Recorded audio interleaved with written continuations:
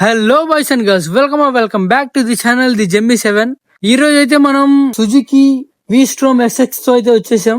దీని రివ్యూ అయితే ఇవాళ ఇస్తాను. ఈ bike adventure bike, off roading చేయడానికి గానీ టూరిజం చేయడానికి గానీ పర్ఫెక్ట్ గా ఉండిద్ది.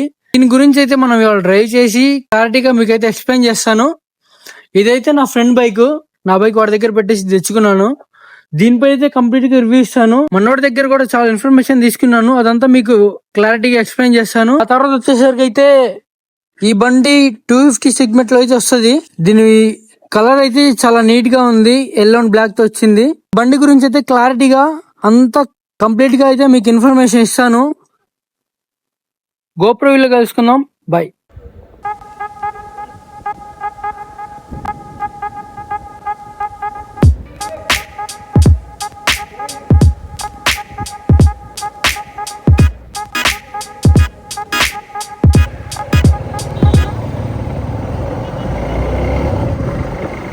హలో బాయ్స్, ఈరోజు అయితే మనం సుజుకి వి స్ట్రోమ్ ఎస్ఎక్స్ 250 వచ్చేసాం.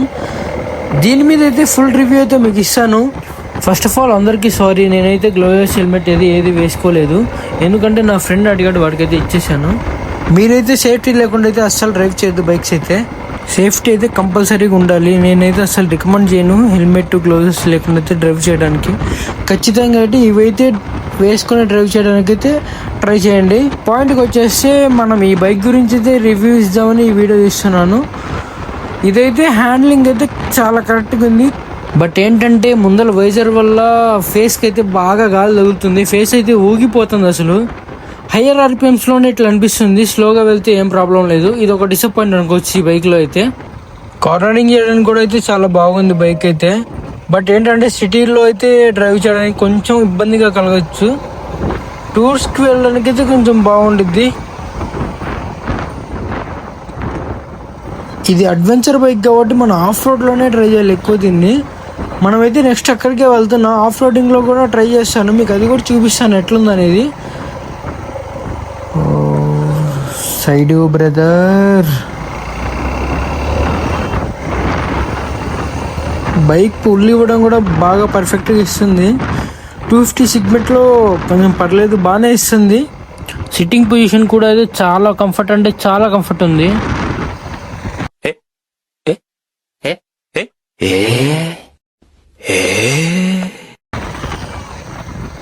మా ఊరి రోడ్స్ అయితే చాలా ఫ్రీగా చాలా కంఫర్ట్గా ఉంటాయి. ఇది వచ్చేసి నడుకుడి రోడ్డు, వేటు మార్చట్ల. ఇంతకీ మా ఊరు అయితే మీకు అసలు షేర్ చేసుకోలేదు. మా ఊరు వచ్చేసరికి దాచేపల్లి. మీకు ఎంతమందికి తెలుసో తెలీదు, నాకైతే తెలీదు. మా దగ్గర ఏరియాలో ఎవరైనా ఉంటే ఖచ్చితంగా అయితే కమెంట్ చేయండి. మేబీ పిడుగురాల చాలా మందికి తెలిసి ఉండిద్ది. పిడుగురాల నుంచి 20 కిలోమీటర్స్ ఉంటుంది మా ఊరైతే. బైక్ సస్పెన్షన్ కూడా చాలా స్మూత్, అంటే చాలా స్మూత్ ఉంది. మన ఆఫ్ రోడ్లో కూడా ఒకసారి చెక్ చేద్దాం ఎట్లుందో. నాకెందుకో ఈ ముందల వైజర్ అయితే అసలు నచ్చలేదు. మీకైతే ఎలా ఉందో కమెంట్ చేయండి. నాకైతే అసలు నచ్చలేదు, అది రిమూవ్ చేస్తేనే బాగుండింది అనిపిస్తుంది.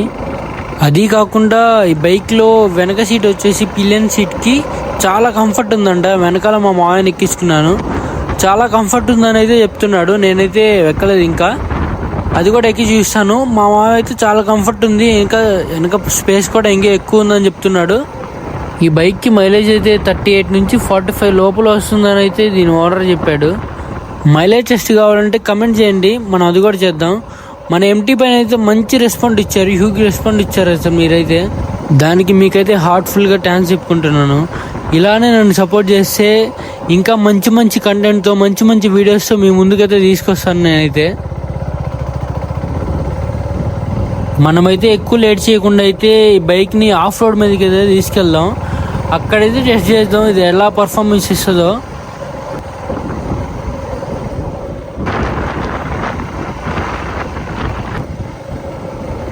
ఇక్కడ నుంచి అయితే 1/2 కిలోమీటర్ ఉండొచ్చు మేబీ ఆఫ్ రోడ్కి వెళ్ళడానికి అయితే.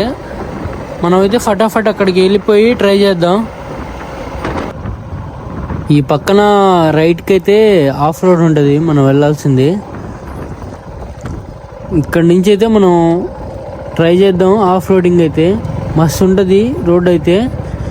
చూద్దాం ఎట్లా పర్ఫార్మెన్స్ ఇస్తుందో.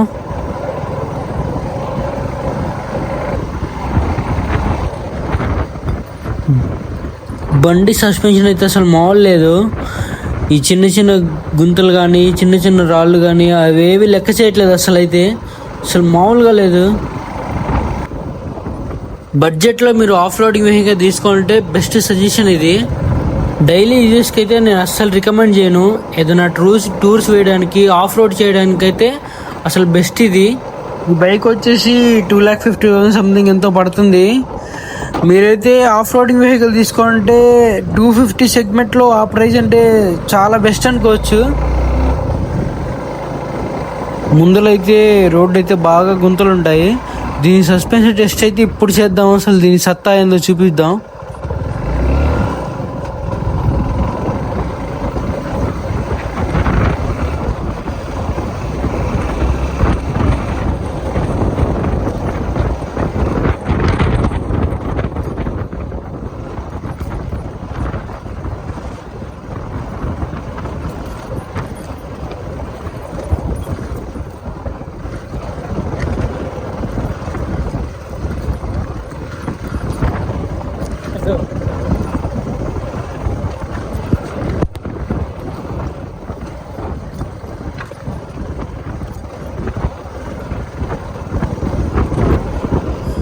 అబ్బా ఏం పర్ఫార్మెన్స్ అసలు చూశారుగా, అసలు మామూలుగా లేదు.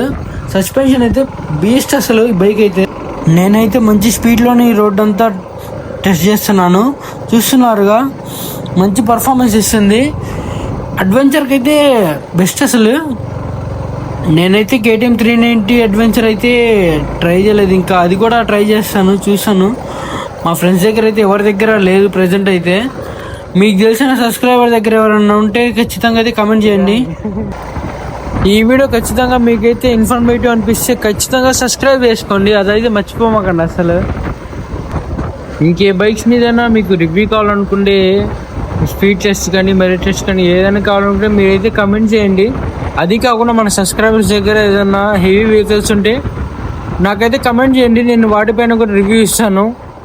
ఈ వీడియో ఇంతటితో అయితే ఎండ్ చేసేస్తున్నాను. Bye everyone, bye friends.